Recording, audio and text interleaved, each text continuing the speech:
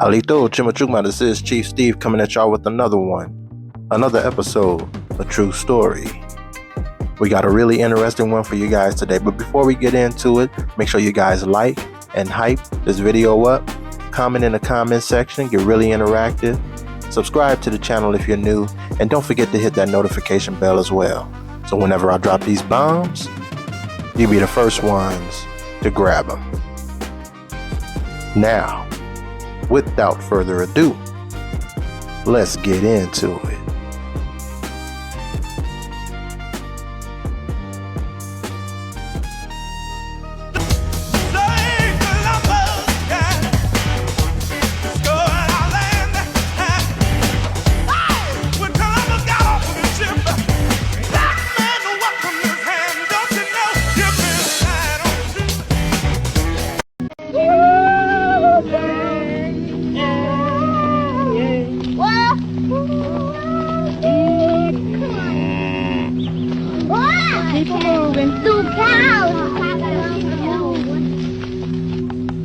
Look at there, there's a cornfield, you know? I love corn. Don't you like corn? You do? I do too. I just love it. The farmers raise the corn. Oh boy, look like I see water. See there? Frogs. Frogs, that's what they is, isn't it? They really been doing it. What is they? Alligator, y'all. You're an alligator. Right there. Go catch that alligator right there. There's a big frog. Look. There. Look, that's a baby frog. That's where it leaves home. Home, you gotta catch it. Yeah. You want to hold it, baby? You want to? I'm standing back to the wall. Oh, let's get back to the wall. Here we going back up. You may disagree, but when Black people get back to bartering, we will be at a next level. I'm talking about that I have a resource, you have a different resource, but we need each other. No money spent, but the things got done. We got to get back to it because in this fucking economy, everything is so expensive. But if I can do your hair and you can do my nails, if I can do your social media content and you can do my taxes, if you can do my baby girl's hair and I can watch your kids next weekend, baby, no money spent, the things are done. We need to get back to bartering. And even if it's a structured barter to where you're not just going off a word of mouth, y'all lay out exactly what you're exchanging of each other, bring it back. I'm proud of y'all American Indians, dog. Y'all been stomping through the yard making a lot of noise, bro. I don't know about all you African Americans and you FBAs, bro, because all you did was reclassify yourself back to Black, the name we was trying to get rid of. Erasure. All right, racists. Before Central Park was the area you enjoy today, it included a community of Black American property owners known as Seneca Village. Today's lecture will cover one of the many towns started by Black Americans that was destroyed. Located in New York City's Manhattan area, it is now known as Central Park. Seneca Village began in 1825 when landowners John and Elizabeth Whitehead subdivided their land and sold it as 200 lots. These are indigenous people born and raised in this country, owned land, and were legally married. Which is proof that these were original people and that they weren't ever enslaved. And how do we know that, you may wonder? Well, because, say it with me, class, enslaved people could not get married in the United States. The internet even has the nerve to lie and say that they were a white couple. Yet the town is all Black per the 1855 census record. The other people's race were left unidentified. And yes, you guessed it, it was intentional erasure. And what we don't see here is African, white, or Native American. This means they are reclassified Aboriginals with their indigenous heritage erased on paper. I mean, even the first resident debunks the slave trade theory. Andrew Williams, a 25-year-old Black American shoe shiner, bought the first 3 lots in the town for $125. And there was an AME Zion church that purchased another 6 lots. From there, a community was born. From 1825 to 1832, the Whiteheads sold about half of their land parcels to other indigenous Black Americans. By the early 1830s, there were approximately 10 homes in the village. So in 1825, we have Black Americans here in this country with enough wealth to buy property and start towns. Need I remind you that slavery supposedly ended 40 years after this town was built? So there's proof that these people did not come from Africa, and they have no lineage that attaches them to being enslaved.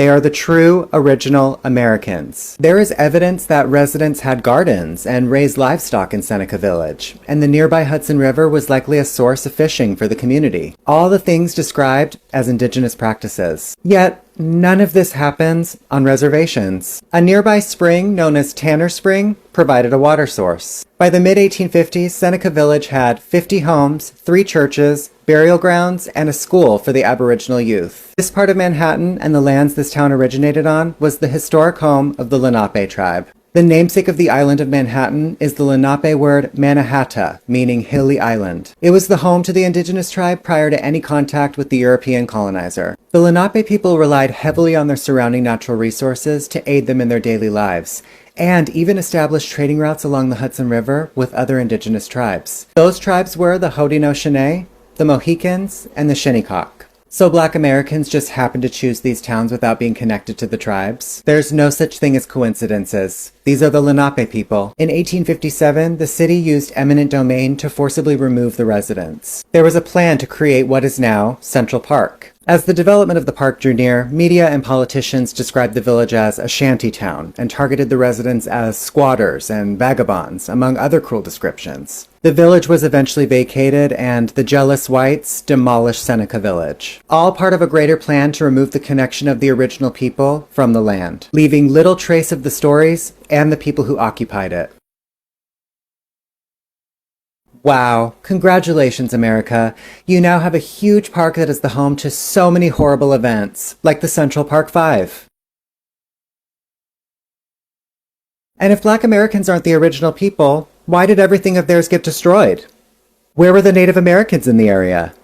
This was the home of the Seneca and Lenape tribes, yet not one of those Asiatic long-haired light-complexioned people lived in this town. I think it's about time you Native Americans come to your senses and stop embarrassing yourselves. Because continuing to call Black Americans disrespectful names like a Weibo or a Pretendian just shows that you're jealous. Based on what we read and learn about history, I get why you're jealous now. The history of this country had none of you in mind. Well, because your ancestors came much later and they also arrived empty-handed, which explains the random and undefined need for reservations in this country. Oh, and the reservations are used to house the actual squatters. Well, thanks for watching. Athens, these are my people from Athens, Texas, and they're the Indians of America. And our land was stolen from us. This is a PSA to all melanated children that come from America who heritage was stolen from them. Right. This is our land. Your grandparents did not lie to you like the Native Americans tell you online. They didn't lie to you. America is our home. Where'd you say you were from? Your grandparents were from again? From Nacogdoches, Texas. Nacogdoches, Nacogdoches. Texas. We just left from there. We just left there. Visiting the mines. Okay, how much more proof do you need, ladies and gentlemen? We are the children of America. We're America's babies. Yes, we are. Peoples come from Nacogdoches. Nacogdoches. Yeah. We're the Indians, right? Yes. We're the Indians, right? Yeah. They came here and stole our land. Yeah. They came here and stole our land. Stole our land. They stole our land. And the Native Americans hate us because the truth is surfacing. They're from Athens, Texas. Right. Hold on. Yes, this white guy where I work at Green Oaks Nursing Home, one day he asked me, he said, "Ma'am, can I ask you something?" And I said, "Go ahead, I don't care." And he said, "Ma'am, are you Indian?" And I said, "I'm not ashamed of it." I said, "Yes, I am." He said, "What kind?" And I said, "Cherokee." He said, "I could tell because I could see your cheekbones."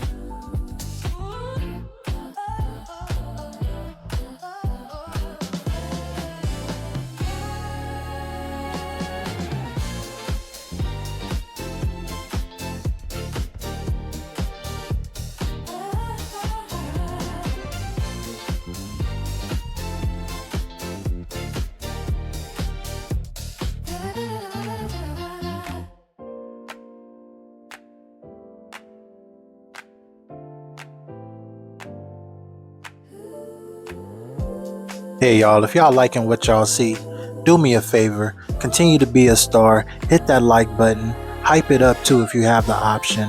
Let the algorithm know that we mean business here in 2026. Also, don't forget to look for Chief Steve on Facebook and Instagram. Chief Steve on Facebook, chiefsteve.yt on Instagram. To all my American Indian brothers and sisters, and I do mean my American Indian brothers and sisters, I am so proud of y'all. The time for us reclassifying a classification is over.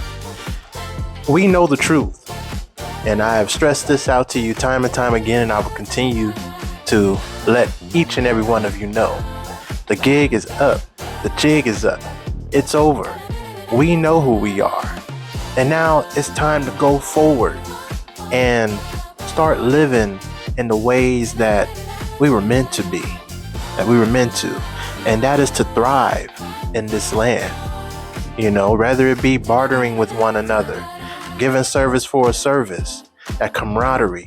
That's what really brought the unity in our communities. And even when you break down the word community, it's a common unity. You know what I'm saying? It's that common unity that brings us together.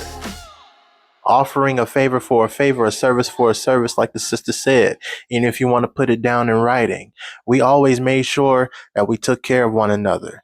That's what made our communities, our cities, our towns thrive. Of course, we had the monetary value. We made sure that we took care of house and home.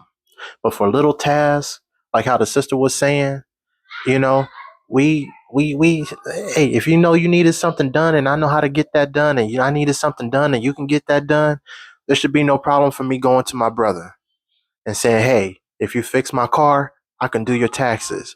Or my sister going to another sister and say, hey, if you can do my nails, I can do your hair. Or if you can watch my kids, I can make your kids clothes. You know what I'm saying? Something like that. That's cool, man. We need to bring it forward here in 2026 and beyond, because times are tough. Best believe times are tough, and every little dollar that we do get, we need to hold on to it and make sure that it's being spent and put out, allocated accordingly. And I'm not saying don't support your businesses, our Amerindian businesses out here that's out here for the dollar, trying to make some change, trying to make a living, and is doing all that. Do that. Definitely. Definitely support our businesses with monetary, compensation. But when it's something amongst the community that we know that needs to be done, that has to be done, that's going to get done regardless, why not let one another help each other out so that we can save our money, hold on to our assets, and then spend it accordingly to when it needs to be spent. You know what I'm saying? So we can support one another in all facets of our lives. That is a beautiful thing, and I think that's something that we should definitely take into consideration. And if you're doing something like that in your community and you establish some kind of system, whether it be with your community, it be with your church, because I know some of our folks still go to church. Some, with your church or with a support group of some sort. Drop your testimony in the comments below. I'd like to hear about that. I would like nothing more. You know what I mean? And that's something that's an encouragement for each and every one of us who are not around a lot of our people like that, or who does not have that community, that sense of community, to encourage us to get out and to search our people out. You know what I mean? And bring back or bring forward that camaraderie. You know what I mean? Because that's what it all is. It's a common. It's unifying on a common goal. That's all that community is. Finding that common unity. You know what I'm saying? So it's a beautiful thing. And I'm so proud of my Amerindian brothers and sisters out here that's doing that, that's getting forward to that, that's standing in their truth, knowing the truth about their heritage, their identity, and standing on business, not letting anybody chase them off or waver on that, second guess them, or bring self doubt. That takes a lot. And I'm so proud of y'all that's doing that, that's standing in that truth, and that's spreading this truth out and letting others know, hey, do your research, talk to your family members, communicate, bringing up the conversation. Just that interaction alone is a step forward in the right direction for our people as a collective. You know what I'm saying? So yeah, let's continue to do that. Let's continue to be good to one another. As you can see, our elders are starting to become more bold. They're starting to speak out loud and they're starting to stand on business. They see what's happening on these internet streets. They see what's happening, with these different politicians and stuff, and those who's trying to erase us and keep policy around to displace us and everything and undermine us. They know what's going on and they're hip to it. And they're starting to speak out and they're letting their faces be shown. And that's a huge step for them. So if you see an elder who's out here speaking the truth, shake their hand, give them a hug. You know what I'm saying? Let them know that they are not alone and that we are here. We as the young brothers and sisters, they little brothers and sisters, they niece, they nephew, we still here and we are continuing this fight because it's an info war out here. So we got to stay vigilant and we got to stay aware and we got to continue to support one another, encourage one another to grow and to learn. So it's a beautiful thing that I see going on. And we've been knowing about this for a very long time. As you saw in that first clip, that was a concert in LA at the Coliseum from like the 70s, I believe, if I'm not mistaken. And I don't know who the brother was, but it's all the proof is in the pudding. It's all in his lyrics, And like I said, we've known for a very long time. We've never forgotten. Some people would like to think that we have, but it's like I said, it's the erasure. It's the erasure that has been forced upon us that has made it seem like it, to make it suppressed. We've never been. We don't have amnesia. You know what I'm saying? But our memories have been suppressed. And it's just little things like that I do, and little things that everybody in these in the content creator universe that they do. These little things are just little triggers, little signs, little hints to wake us back up to the truth and let us know that hey, nothing's changed. Our identities haven't changed. We've evolved. We've progressed. We've evolution. Evolution has taken place in our culture. At the same time, the roots are still the same.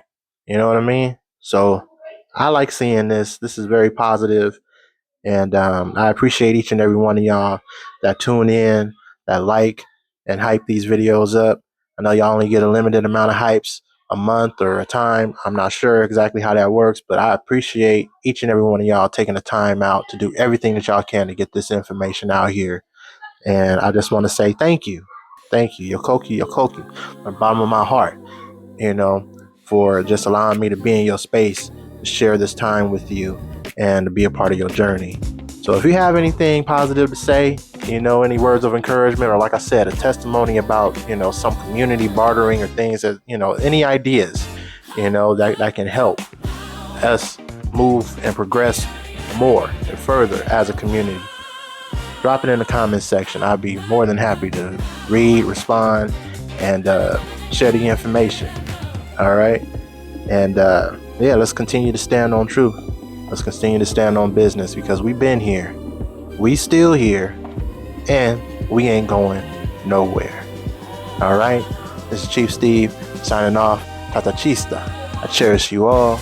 And Yapoki. Thank you for watching. We'll see you next time.